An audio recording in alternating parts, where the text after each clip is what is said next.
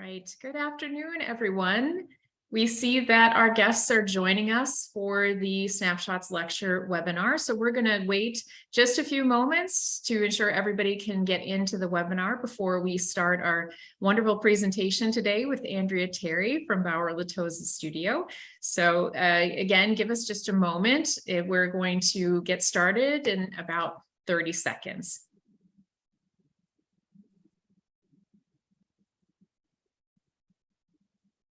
And again, as people are joining us, we're excited to have you here for an excellent lecture about the Pullman National Monument. So again, we're going to just make sure everybody's coming in. I see our numbers are still ticking up. So folks are joining us. Just a couple more seconds.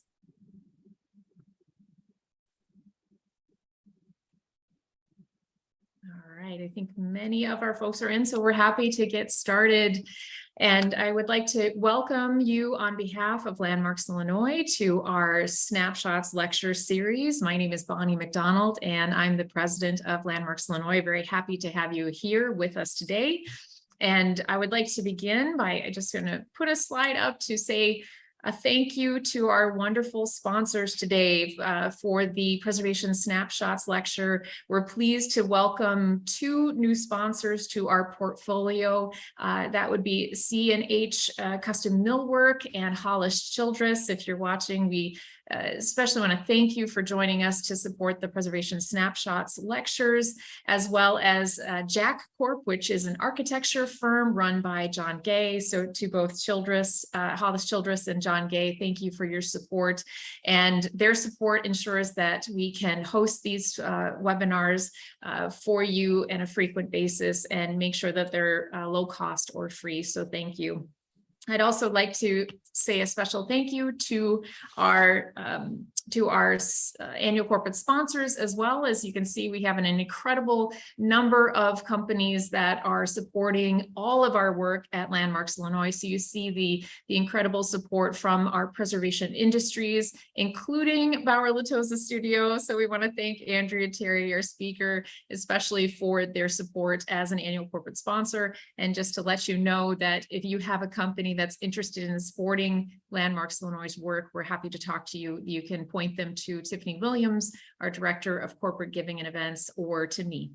So thank you very much. I'm going to make sure you get a good view as Andrea starts so she can bring her PowerPoint up as well. But I would like to say thank you as well to all of the members of Landmarks Illinois who are joining us. You know, we have hundreds of people across the state, thousands who are following our social media, who are supporting the work that we do every day. We just want to say thank you. We are a membership-driven organization, and your support is imperative to ensuring our advocacy work, our education work, and programs can move forward. So doing these kinds of programs like we do today. And if you are not already a member, we encourage you to go to our website at landmarks.org to learn more about joining us or making a donation toward our work. A little bit of Zoom housekeeping that we still have to do. We want to make sure that you can get the most out of the webinar today. So the presentation is being recorded so that later we can put it onto our YouTube page. If you missed a portion of the presentation or have to step away, you can go back and look at it at a future time. Our YouTube link is available at our website, landmarks.org. If you go to the bottom of the page, you can find us, or you can search the YouTube search engine for Landmarks Illinois. And we are also going to have time at the end for a Q&A session with Andrea. So please feel free to, throughout the presentation, you can submit your questions. There's a Q&A feature at the very bottom of your screen. We also have a chat if you'd like to make comments. We'll be watching those, and we will save them to the end of the presentation to give those to Andrea. I also want to invite you to additional Landmarks Illinois events that are coming up. You might have seen that we have a wonderful event at the Tribune Tower, which is scheduled for next Wednesday, September 28th. I just wanted to let you know we are sold out of that event. So if you were planning on going there today, unfortunately, we are out of tickets at this point. If you want to be added to a waiting list, we can certainly add you in the future, but unfortunately, we don't expect to have any tickets at this time. So always good to get those tickets right away.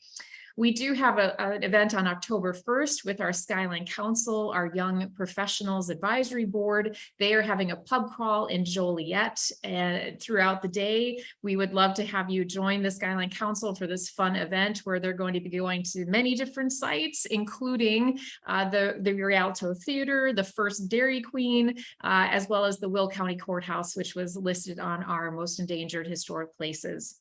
There are a couple add-ons to that, which are really unique, including you can add on a tour of the old Joliet prison with Quinn Adamowski, our regional advocacy manager, who was a part of that advocacy effort, and also the Bishop's Hill Winery. We also would like to get November 4th on your calendar, which is our annual Landmarks Illinois Richard H. Driehaus Preservation Awards. This is our feel-good event of the year. It's taking place at the Grand Army of the Republic Hall at the Chicago Cultural Center, which just reopened. So again, we'd love you to go to our website at landmarks.org to learn more about this celebration the evening of Friday, November 4th. So go to landmarks.org to learn more about all of these events. And also our next Snapshots lecture. Right before we get to Andrea, we want you to include the next lecture on your agenda as well, which is on Thursday, October 20th. And that topic of that is going to be our Suburban Cook County Recent Past Survey. The survey is a 16-year effort to identify significant non-residential suburban Chicago buildings that date from 1935 to 1975, a time that is frequently called the recent past in architecture and preservation.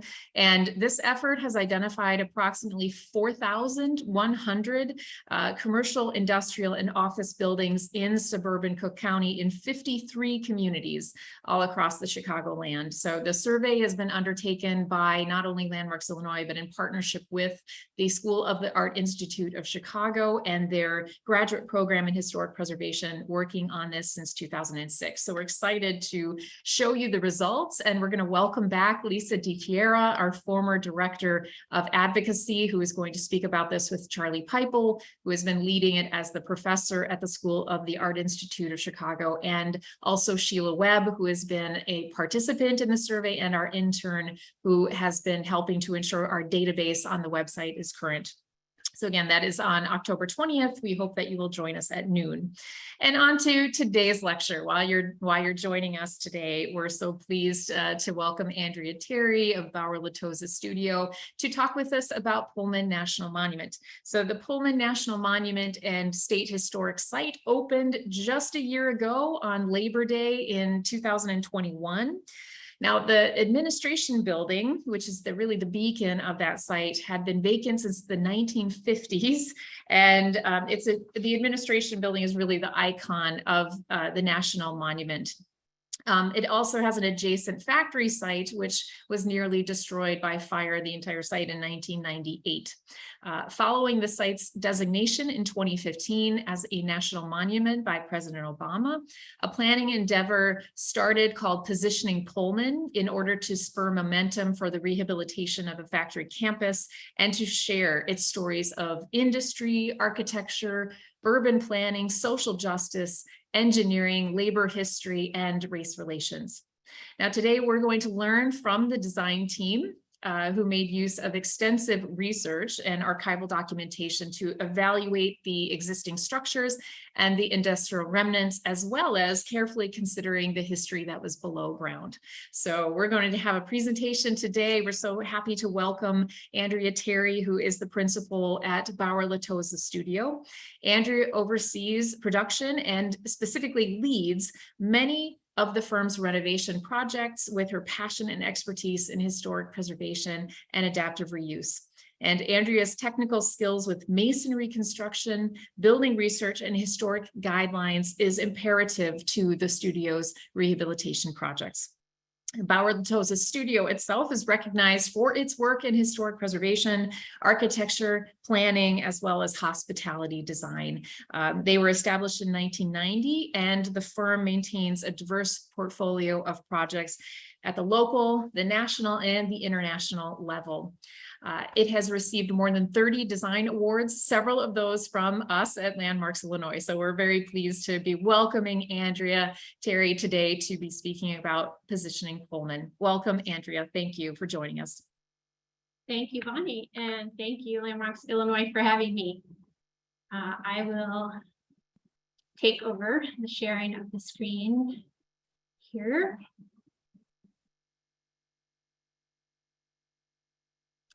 And try to get my face out of the way. Okay, thank you again, Bonnie, and truly thank you to Landmarks Illinois for giving me this opportunity to share what I can in 1 hour about the Pullman National Monument and State Historic Site. Bauer Latoza Studio first became involved in what this project would ultimately become in 2015 as part of the volunteer planning workshop that Bonnie mentioned, known as Positioning Pullman, which was sponsored by AI Chicago and the National Parks Conservation Association. During most of the next 6 years, I very often doubted that the vision could become a reality. The fact that it did, opening Labor Day 2021, is a testament to dozens of organizations, firms, and people that miraculously willed it to be so. I am thrilled to have been a part of it, and I welcome any opportunity to sing the praises of this project and this monument, and I hope that any of you who haven't had a chance to visit will be inspired to do so.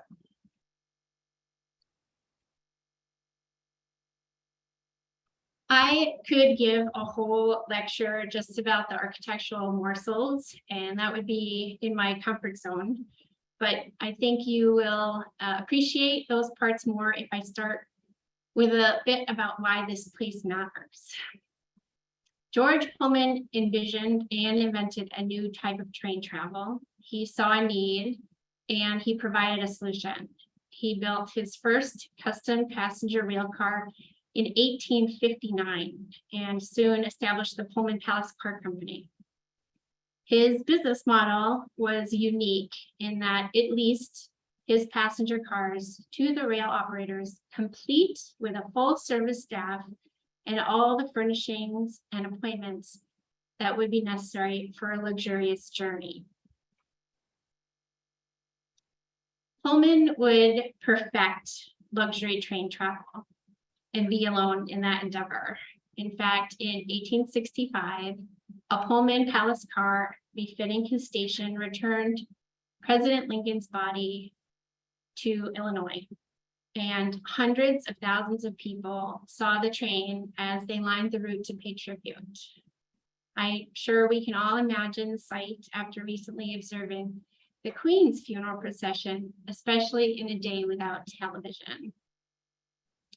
Following that exposure, that nationwide exposure, orders for the luxury cars quickly increased, and George Pullman needed to expand his operations.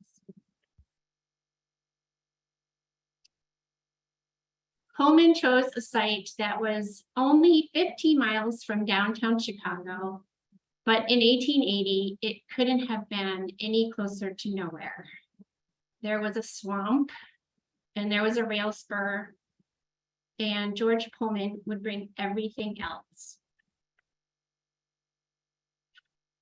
To create his company town, George Pullman enlisted the talents of landscape architect Nathan Barrett and architect Solon Beeman, and together they designed and oversaw the construction of an entire city centered around the factory, of course. The manufacturing town included extensive worker housing with a variety of housing options suited to an individual worker's station, and everything those workers might need to live, raise their families, and most importantly, keep coming to work every day. There were parks and shopping. There was a theater and a library. a market and a school, stables and a fire station, and even a luxury hotel for guests of the Palace Car Works. The Greenstone Church that you can see here behind Arcade Park is a beautiful structure in the heart of the residential district and worth checking out when you're down to visit Pullman. I believe I've heard that the churches in Pullman town mostly sat empty during the Pullman years because no congregations were willing to pay George Pullman's asking rent.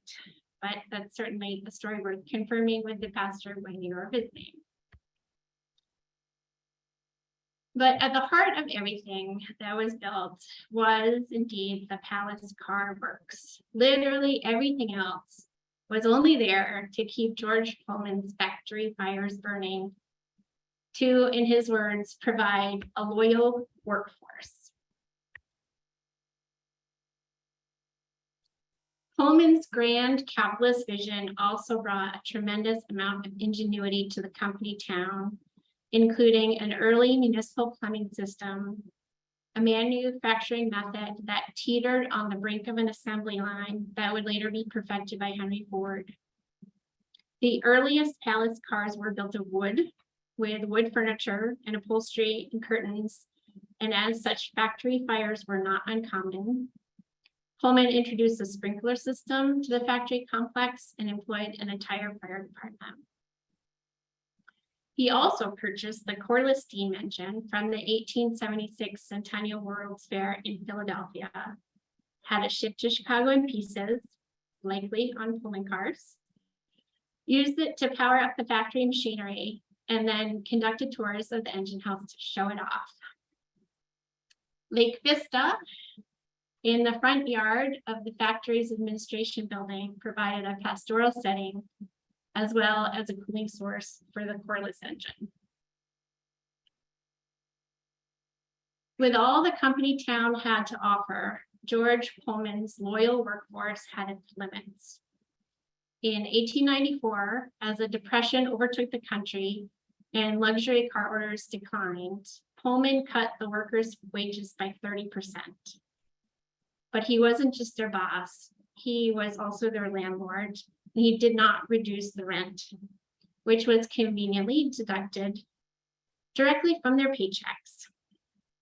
Newspaper articles at the time quoted workers as saying their paychecks would only be 3 or 4 cents for 2 weeks of work. The strike began when nearly 4,000 factory workers here in Chicago walked off the job on May 12, 1894.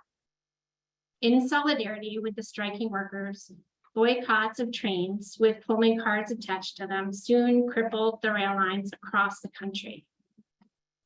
When the rail blockade stopped the U.S. mail from being delivered, President Grover Cleveland stepped in and sent federal troops. During the ensuing violence, 34 people were killed. The protesters were dispersed. The leader of the strike, Eugene Debs, was jailed, and his American Railway Union was dissolved, and the courts sided with the rail companies. By any account, the Pullman worker strike was not successful in itself, but it was a catalyst for nationwide labor activism. It helped to spark some of the earliest organized labor unions, including the first African-American union. The Brotherhood of Sleeping Car Porters, who did not actually participate in the strike in 1894, was started by A. Philip Randolph later in 1925. You can make arrangements to visit his namesake museum and learn more about the Pullman Porters whenever you are down in Pullman. Randolph's union leadership and many union members also played pivotal roles in the civil rights movement of the 40s and 50s, as well as the 1963 March on Washington. And in direct response to the aftermath of the Pullman worker strike, President Cleveland declared Labor Day a national holiday to celebrate the American worker.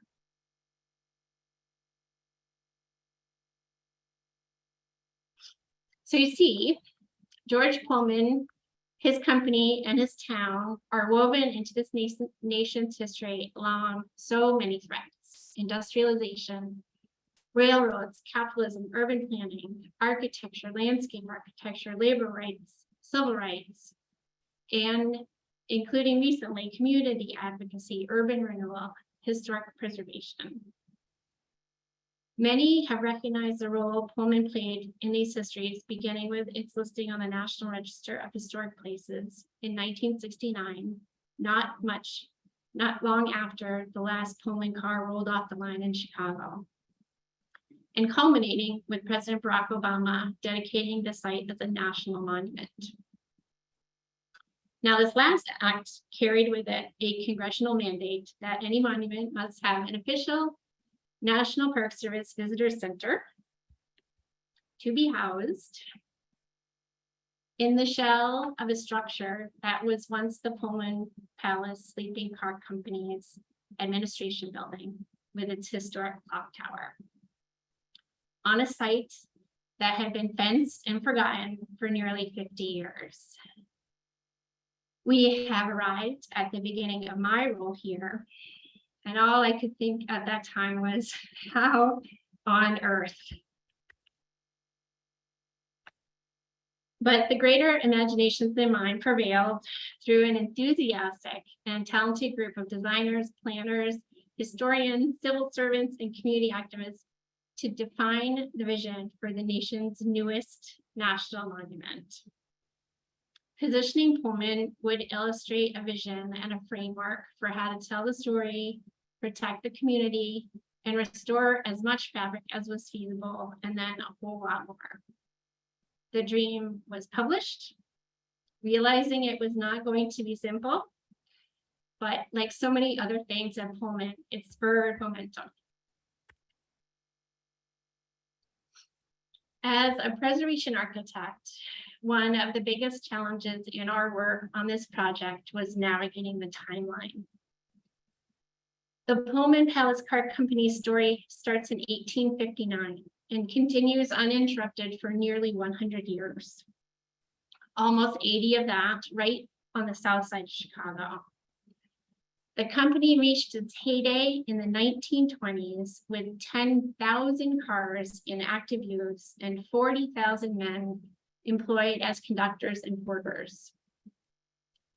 But the consensus amongst the stakeholders was that the story the site and architecture needed to tell, the period of significance, would be the George Pullman years, from the start of the company town in 1880 until his death in 1897.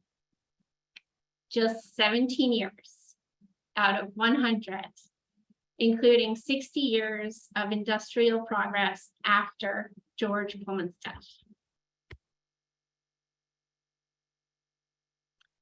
When George Pullman died in 1897, the factory grounds were this nice, orderly collection of buildings, all aligned for efficiency. By 1911, things were getting bigger. They were getting glued together.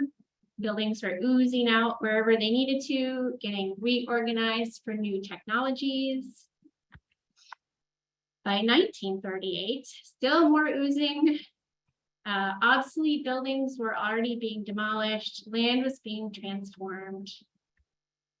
And in 2015, only 3 factory structures were still standing.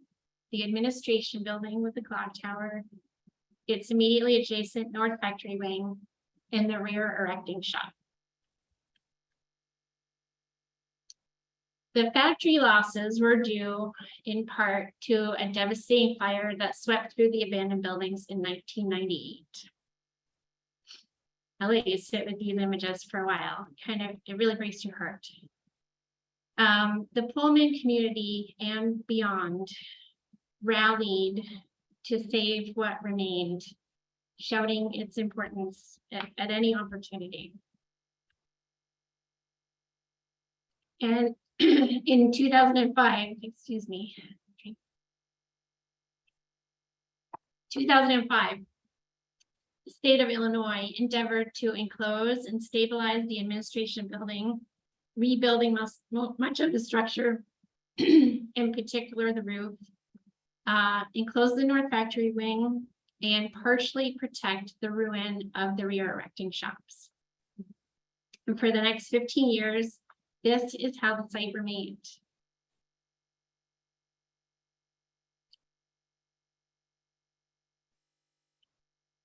After all that, in order for the vision to focus on the period of significance, there was so much later history that needed to be carefully peeled away, and so much history that had been stripped away by progress, neglect, and fire. There was not a clear path to a rehabilitation solution. For example, originally the north factory wing here was mirrored exactly on the opposite side of the administration building, known as the south factory wing here. Over time, that south wing expanded to the west, like so. Even though the south factory wing was gone when we started our work, except for 2 northeast bays that were propped up next to the administration building. What did remain was the grade level slab of the expanded wing, this larger blue box. So one discussion point was amongst the team, can we surgically remove only the later slab and perhaps find the original slab or the foundation? And believe me, when a site has lost so much original fabric, you will cling to any little bit that you can find.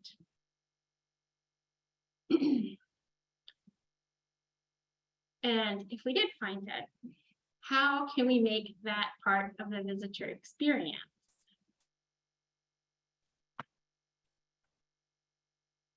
When you want to say so much and you have so little, you really need a clear path through that. And thanks to the community input and the planning team organization and the interpretive experience of the National Park Service, there were a number of guiding principles that were able to keep the rehabilitation design team focused. I will share today 4 of them that I think had a particular impact on the design. The first overarching principle was to create a welcoming visitor experience. Just as George Pullman would have honored the arrival of his guests, so should we. For years, Pullman factory activities took place in a space like this. We should embrace this opportunity to make a dramatic improvement to that. And we would focus in part on an NPS visitor center within the meager 10,000 square foot ground floor of the administration building. Since funds were sure to be limited, and they were, the upper stories were saved for later.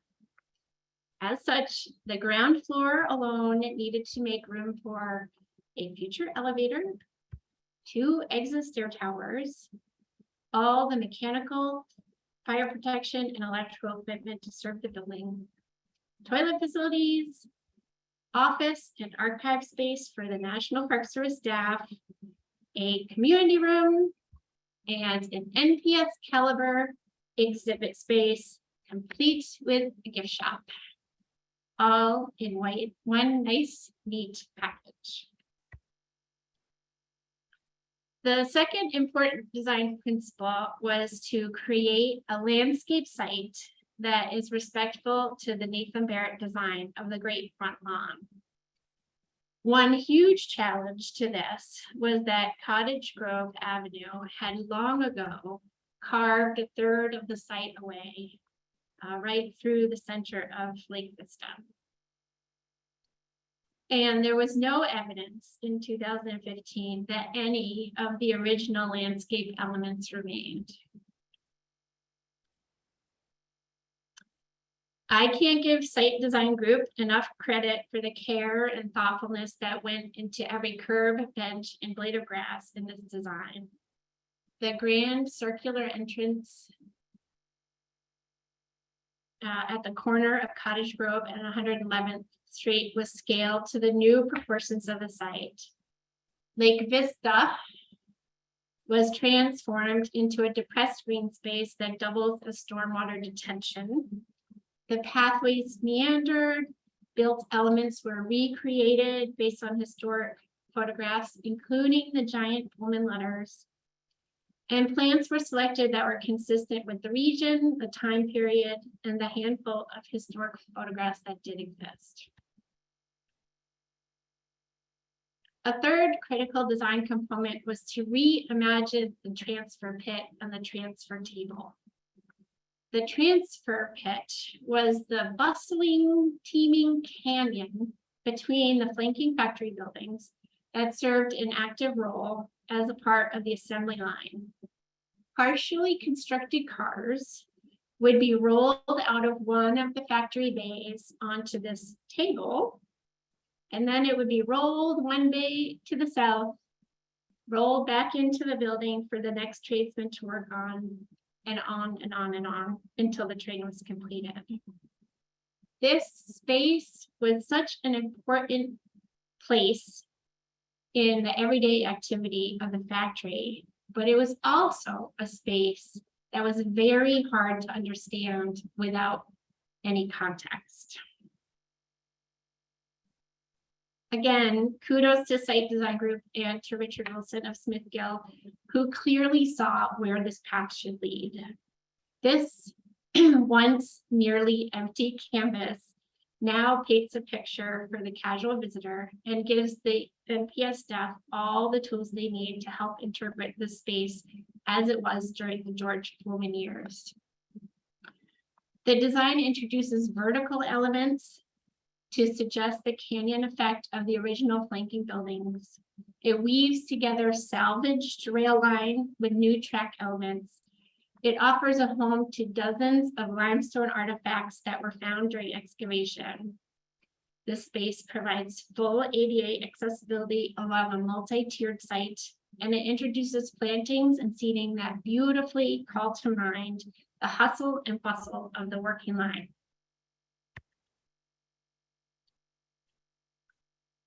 The last design principle that I'll talk about today was to recreate the iconic workers' gate. This small guardhouse and gate was gone by the 1930s, but images of workers streaming in and out have become synonymous with Pullman, and in particular, the Pullman strike. It is an important link between the factory complex and the hundreds of worker houses that exist to the south. And it was really important to the community that this element be brought back. And to do so, the design would need to be based entirely on these three photographs, including the guardhouse, the gates, the decorative elements, and the flanking knee walls.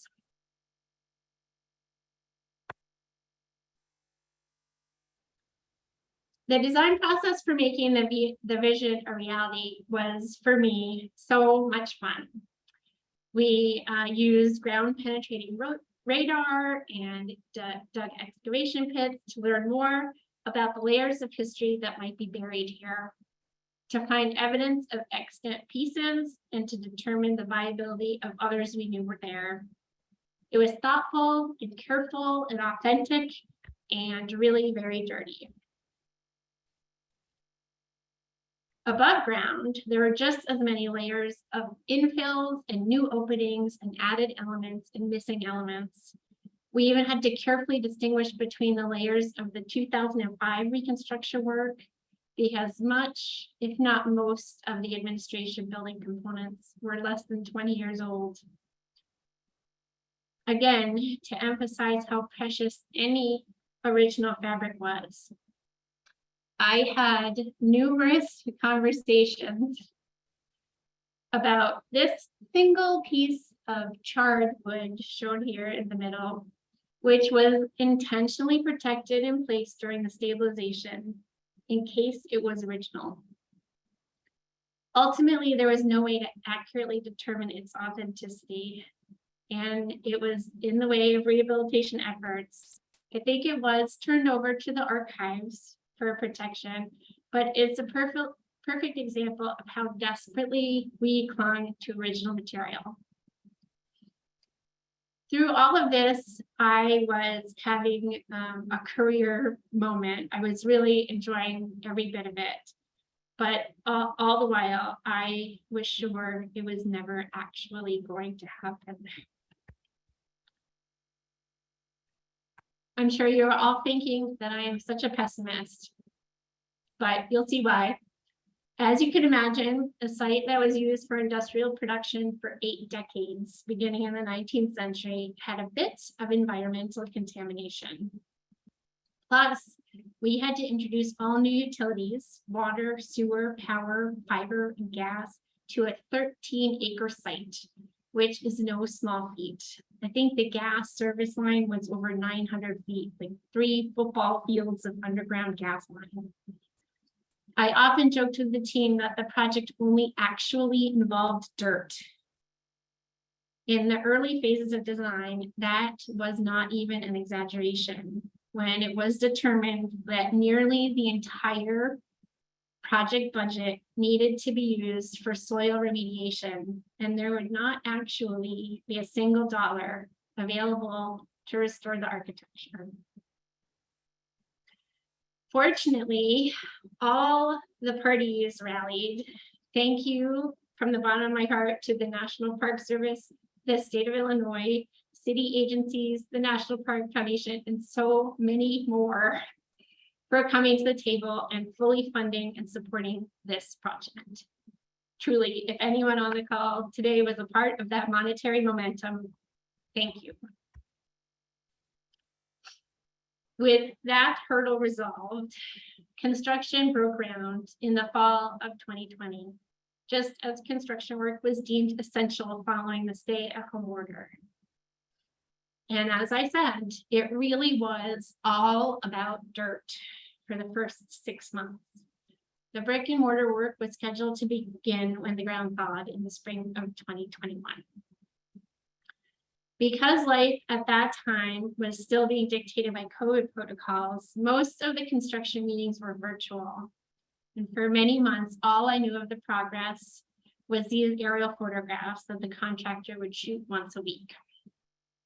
By the time architects were essential enough to go on site regularly, this space had become this. This space had become this. And this space had become this.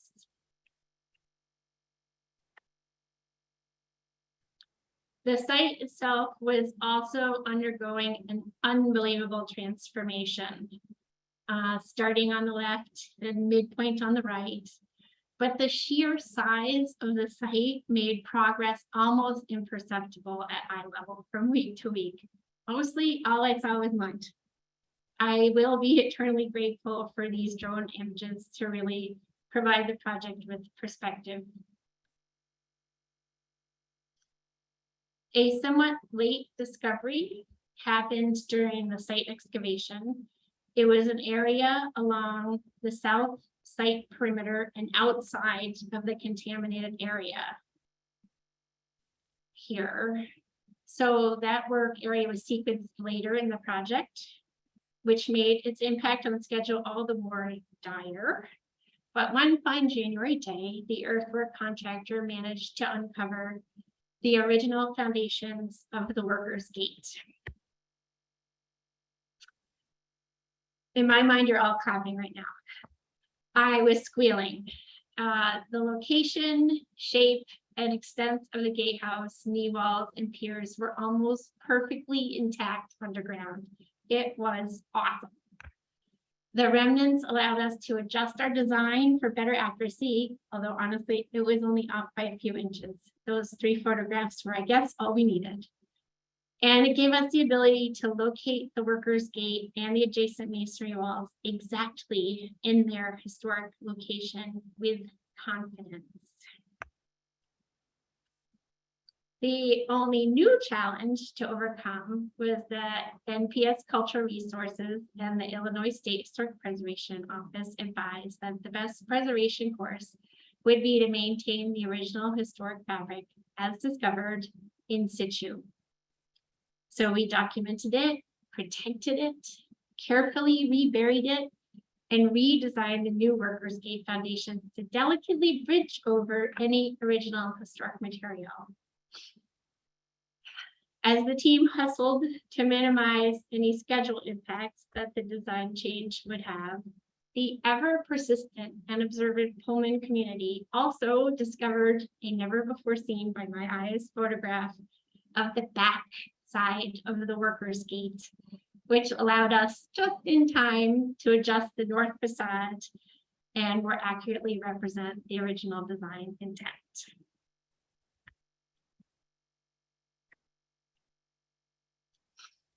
The Pullman National Monument and State Historic Site opened to visitors on Labor Day 2021. And it did so with a welcoming visitor experience, outside and in. An interpretive landscape that honors the Nathan Barrett design, celebrates the few elements of original material that were still extant, and introduces new features respectfully and thoughtfully. A reimagined transfer table that is a vibrant space to experience and truly understand a long lost history. And a recreated Workers' Gate that is both a link to history and to the community. The foundation discovery did have a pretty significant impact on the construction schedule for this relatively tiny bit of the project. But the craftsmen, and I mean that in the true sense of the word, who were tasked with building this recreation in stone and copper and slate, were singularly focused on making sure that their work would be ready for the grand opening. I am sure that they were polishing copper an hour before the governor showed up, but it was ready. If you haven't been, please visit, tell your friends and family, chaperone your kids' field trips. It is a remarkable site in a remarkable community with a remarkable history that has undergone a truly remarkable transformation. Thank you.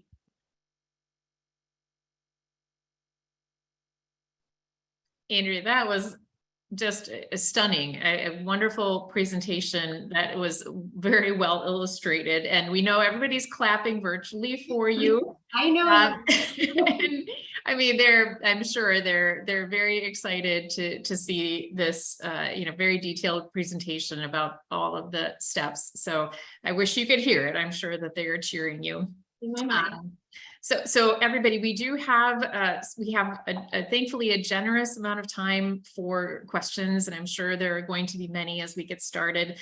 Andrea, there's one that came in early before you showed us the photo of the lagoon, and it was from Lois Kimmelman. She was asking, was there a thought to recreate the lagoon to the west of the main admin building? And I think you covered that because of Cottage Avenue, but I mean, is there anything more you want to tell us about Site Design Group's design?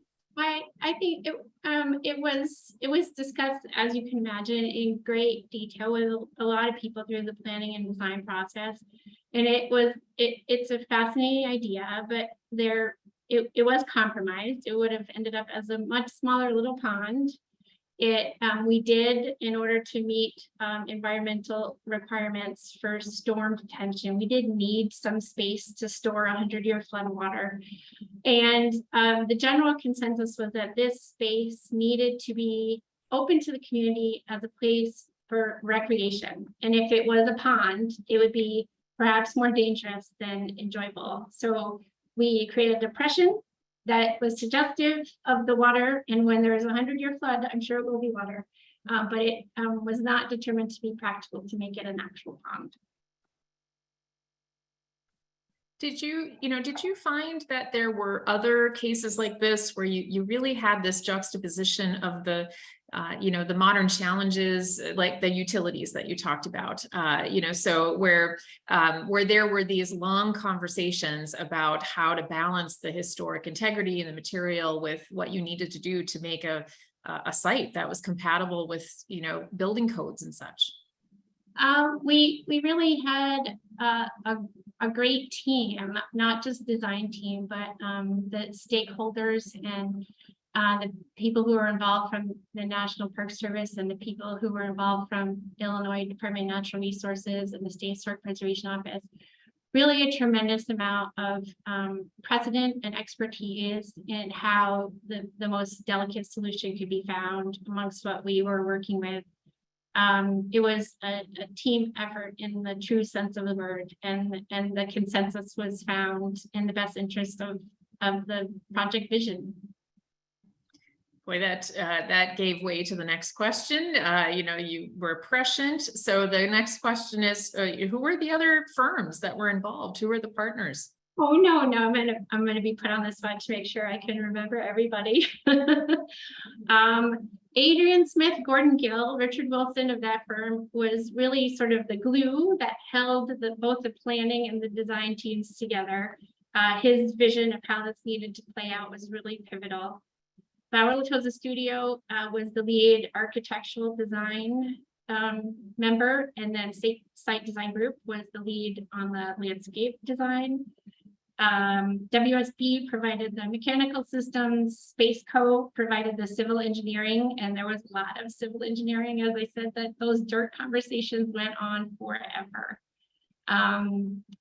DEI did the environmental, and CNI, Chicago Neighborhood Initiatives, was really like the owner's rep, community rep extraordinaire, making sure that momentum was kept and people were called and governors were alerted when they needed to be. The city agencies were on the table. The Illinois Department of Natural Resources is the owner of the site, where it had all the teams they needed. I'm sure that I'm forgetting people. There are just so many enthusiastic people that participated and made it a reality. Yeah, we appreciate it. I'm sure there were many, dozens of firms and contractors and subcontractors involved. So good job. Thank you. I know there will be more opportunity to, give congratulations to everybody involved. And if you want to send us anything further, Andrea, we can always try to post it in the notes with the YouTube page. Just a question about, we've got one more coming in, but maybe you could answer about the energy here, that it takes to run this site. Was there any, consideration for alternative energy besides gas? I know solar or geothermal. It wasn't a very in-depth consideration. If that were we did put a fair amount of effort into making sure that the energy efficiency of the building and the site was thoughtful. The National Park Service, as the client for one of the phases, has a pretty in-depth analysis that's required to make sure things are being addressed in an efficient manner.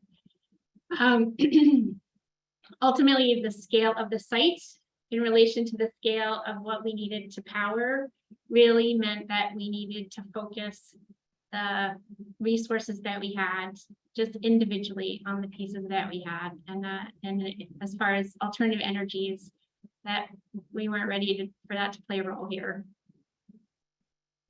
Thank you.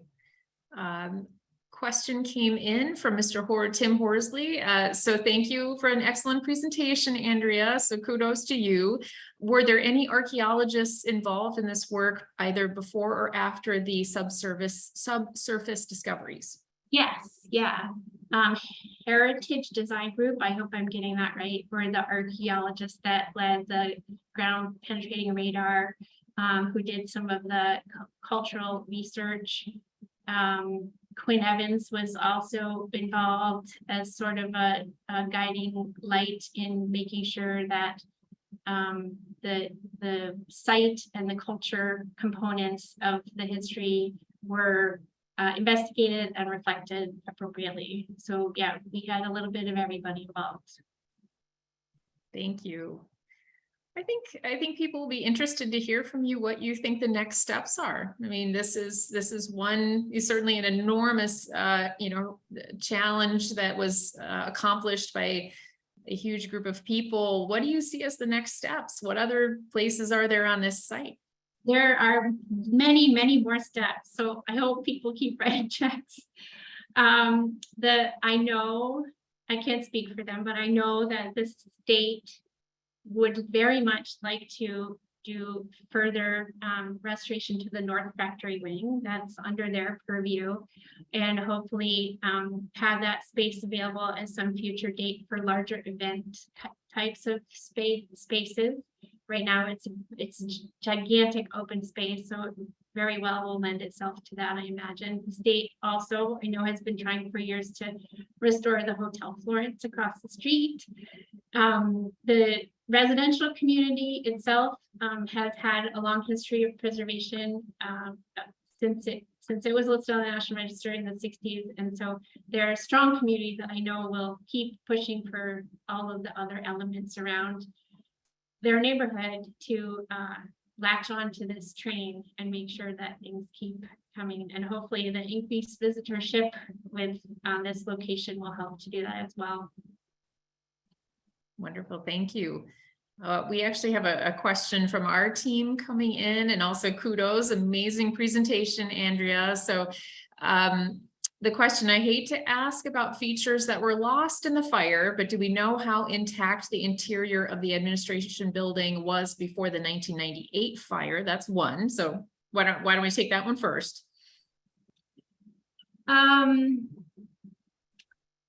My understanding is it was not very intact. In fact, there's plenty of evidence that modifications to the building were done as early as the turn of the century to introduce plumbing and bathrooms and reallocate resources the way that they needed as the factory itself evolved. So the space definitely underwent 100 years of changes over time. There was a historic structures report done by WJE in the early 1990s before all things digital, but it did contain a great deal of information about what they observed at that time. And my understanding was it really had been transformed so much that there wasn't much of the George Pullman elements left at that time. Mm-hmm. And the second part, were there or are there any plans for the future to bring back some of the character of what the administration building looked like inside? I don't know. There are very few photographs of the inside, and to be sure, we should check with the historians on this. From what I've seen, I'm not sure they're even able to document that they're in the administration building and not in another space on the factory grounds. I know they're weaving through archives on a daily basis down there, so we're always learning more. But I honestly don't know what the plans are, or if anyone knows what the plans are for other spaces inside of the administration building.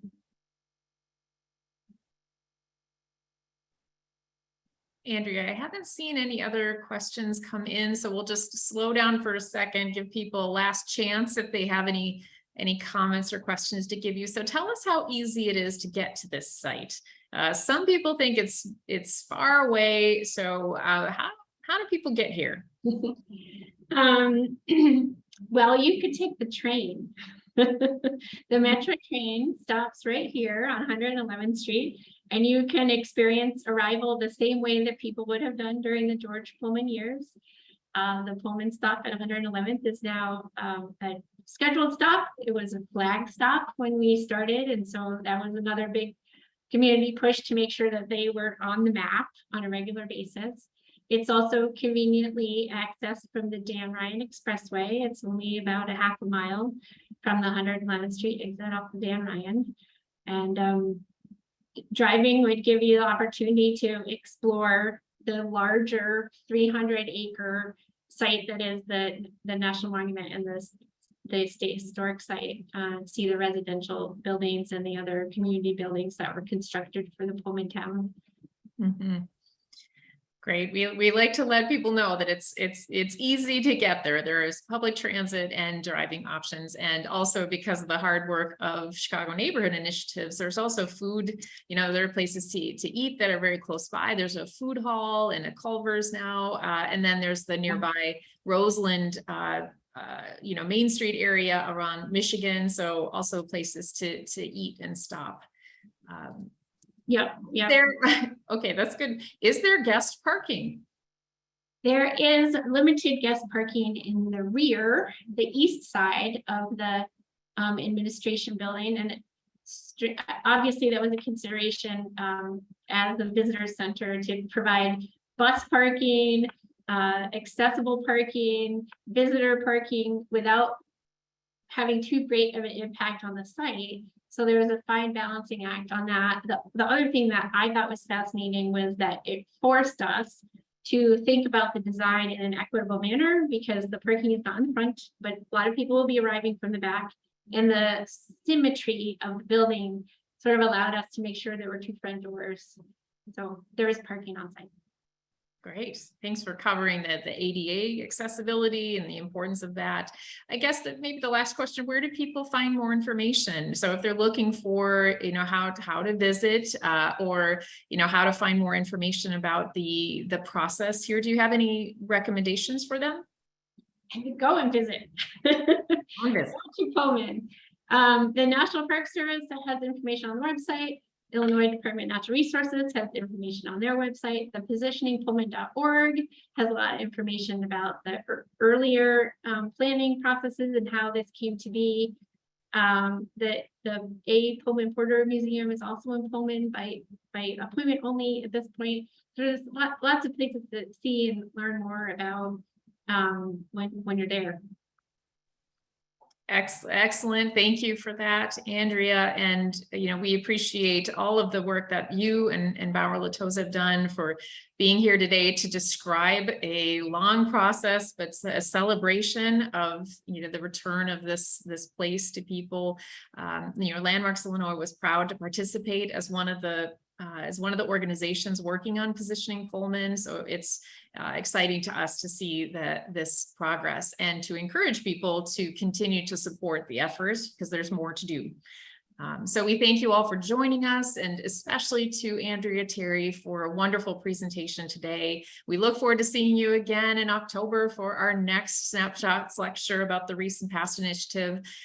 So appreciate everybody. We're going to make sure this will be on the YouTube page if you want to go back and see it again. But until then, have a wonderful day, and thank you for joining us.